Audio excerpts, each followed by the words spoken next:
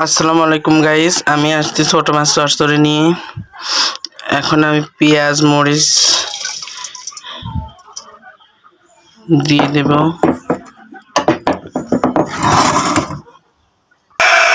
লবণ দিয়ে দেবো স্বাদ অনুযায়ী, হলুদ দিয়ে দেবো স্বাদ অনুযায়ী, মরিচের গুঁড়া দিয়ে দেবো 1 চামচ।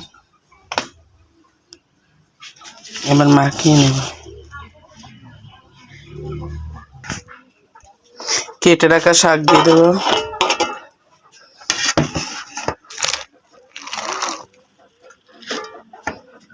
এবার ভালো করে মাখাবো।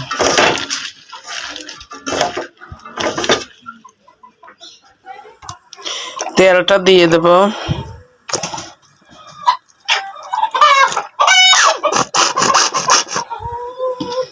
একটু কষিয়ে নেব আমি। এখন আমি মাছগুলো দিয়ে দিলাম,